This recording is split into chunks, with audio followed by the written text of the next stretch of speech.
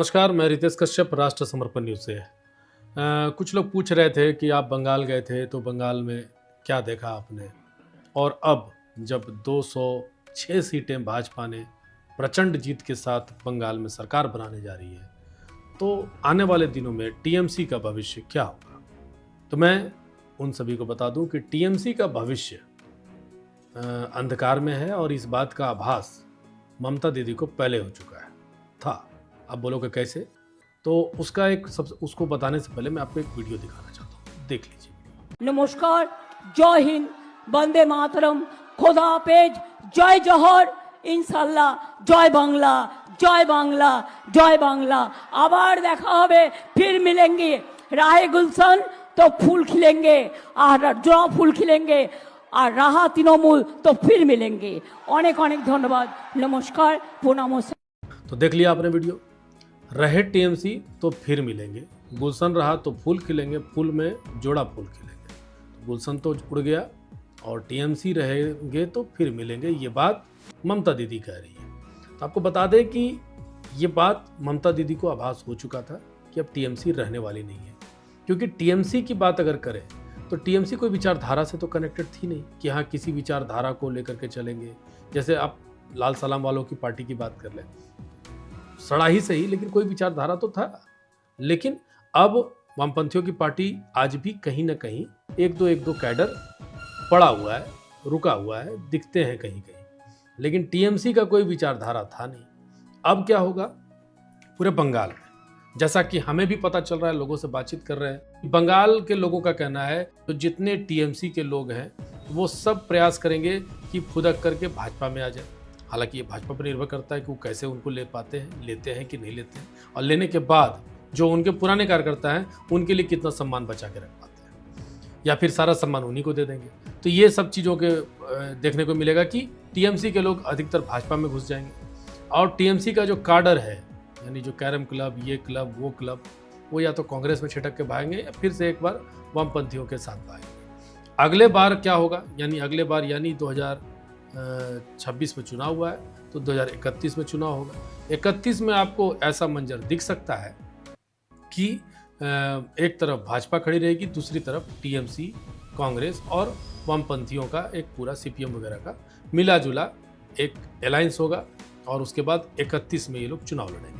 जैसे ही सत्ता का परिवर्तन होता है, तब जैसे ही काउंसिलर होते हैं, वार्ड काउंसिलर होते हैं, वार्ड मेंबर होते हैं, पंचायत सदस्य होते हैं, परिषद के लोग होते हैं, जितने लोग टीएमसी से जुड़े हुए रहते हैं और उन्हीं को वो मिलता है पोजीशन।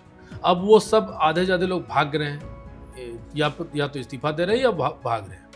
तो इन सब चीज़ों को लेकर के आपको देखने को मिलेगा कि अगले 6 महीने के अंदर या साल भर के अंदर वहाँ एक बार पंचायत इलेक्शन भी बहुत अच्छे से दिखाई देगा। दूसरी बात आती है कि भाजपा क्या क्या करेगी और भाजपा के लिए चुनौतियां अब कौन कौन सी चुनौतियां हैं। तो सड़क सुरक्षा, बिजली, ये तो एक चुनौती हर राज्य की है। नया सरकार आता है तो उनके लिए चुनौतियां रहती है। लेकिन मूल जो चुनौती है वो है बांग्लादेशी घुसपैठियों का, कि कैसे मुर्शिदाबाद के क्षेत्र में जिस तरीके से लोग आ रहे हैं, बस रहे हैं, उनके कागज पेपर वगैरह बनाए जा रहे हैं, वो सब चीज़ों को लेकर के कार्रवाई सुनिश्चित करना।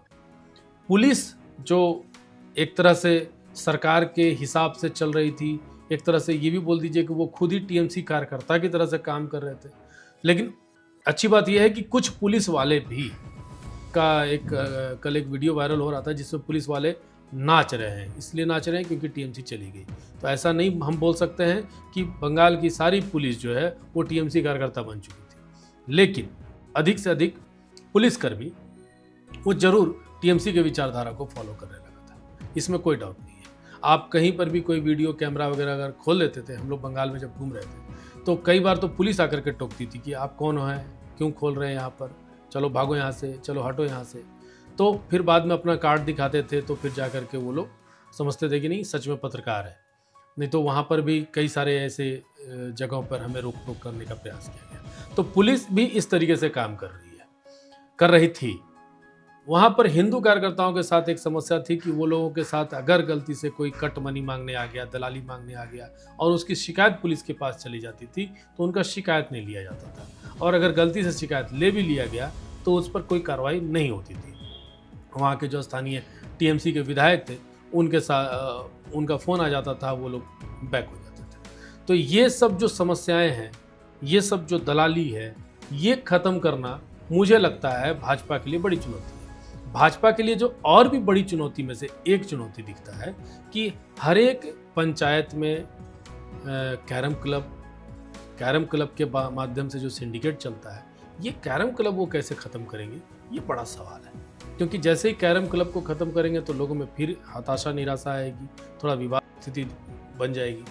तो ऐसी स्थिति में भारतीय जनता पार्टी के सरकार को क्या करेंगे वो देखने वाली बात है। हम लोग घूम रहे थे पूरे बंगाल में, तो बंगाल में एक चीज़ तो देखने को मिल रहा था, लोग मोदी करते थे, लोग योगी भी करते थे, लोग अमित शाह की भी बात करते थे, शुभेंदु अधिकारी की भी बात करते थे, लेकिन साथ में सबसे ज़्यादा जो वो बात करते थे, चाहे किसी भी कोने के बंगाल के लोग हो, वो एक बात तो जरूर करते थे कि दादा यहाँ योगी मॉडल चाहिए।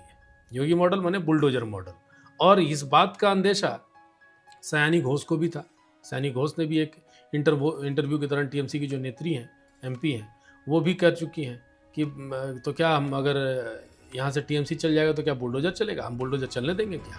तो खैर बुलडोजर वो क्या चलने देंगी या वो क्या मना कर देंगी, वो तो देखने वाला बात है। और आगे आने वाले दिन में तो अब दिखेगा कि बंगाल में बुलडोजर चलेगा। लेकिन बंगाल में जब बुलडोजर चलेगा तो उस वक्त बहुत लोगों का विधवा विलाप शुरू होने वाला है कि भैया देखो मेरा घर तोड़ दिया, हम तो बड़े अच्छे इंसान थे, हम तो कुछ गलत भी नहीं करते थे। जितने भी चोर लोग हैं सब लोगों का वीडियो आएगा और सब लोग बड़े मार्मिक तरीके से हिंसा पीड़ित अपने आप को शो करेंगे। और बहुत सारे ऐसे ट्विटर हैंडलर हैं, फेसबुक हैंडलर हैं जो इनको बताएंगे कि बेचारे विक्टिम हैं, बेचारे के साथ गलत हो रहा है।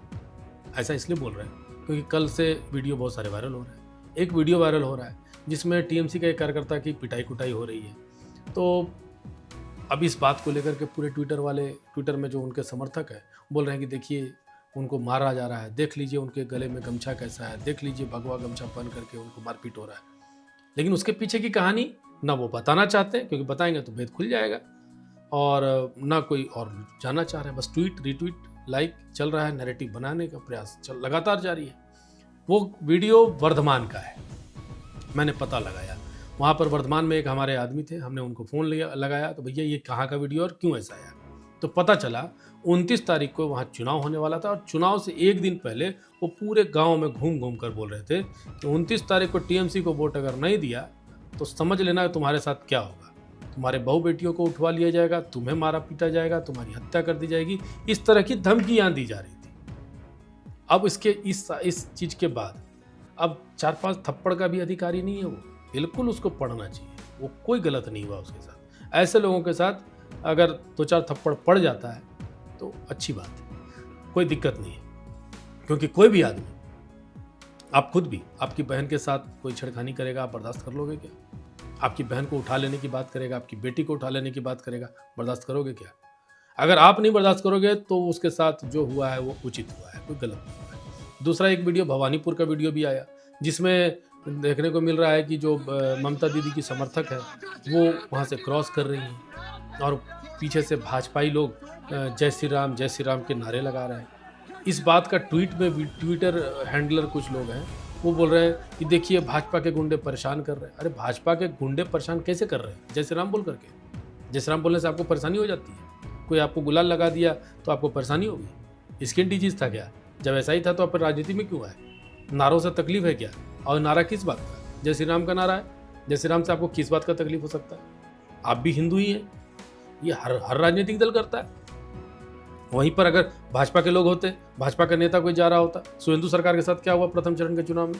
उसके साथ तो और अभद्रता हुई, मारपीट किया। एक लुंगी वाला उसके पीछे पीछे दौड़ करके उसको पकड़ करके मार रहा था। तब तो किसी के पेट में दर्द नहीं हुआ, तब तो किसी की आह नहीं निकली कि भैया ये गलत हो रहा है। आज एक जय श्री राम बोलने से इतना तकलीफ, तो कल्पना कर लीजिए कि ऐसा भी होता है। तो बंगाल में इस तरह के दृश्य लगातार दिखेंगे। टीएमसी आने वाले दिनों में रसातल में चली जाएगी, इसमें कोई डाउट नहीं है, क्योंकि दीदी ने बोल ही दिया है कि रहेगा टीएमसी तो फिर मिलेंगे, रहा तृणमूल तो फिर मिलेंगे। अब वो नहीं मिलेंगी हम लोग, ये कंफर्म है। तो चलिए, वीडियो कैसा लगा इस पर अपनी टिप्पणी जरूर कीजिएगा। अभी तक के लिए इतना ही। नमस्कार, जय श्री राम।